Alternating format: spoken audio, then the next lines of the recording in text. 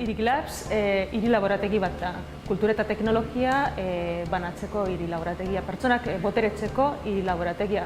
Horretarako bertan programa handi bat dugu, tailerrak eta proiektuak garatzeko aukera ematen dutena.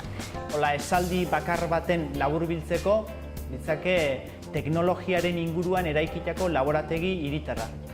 Makinak eta baliabideak teknologia dute nexo puntu bezala, baina gero oso dinamika ezberdinak jorratzen dituzte. Eta aberastasun hori da gehien gustatzen zaidan.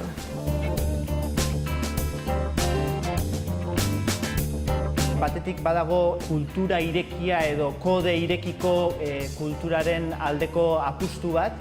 Gero badago beste helburu bat eta da nolabait ere gauzak egitearen plazerra, artisau izatearen plazer hori berreskuratzea. Ez utzi inori esaten, ezin dituzula gauza handiak egin.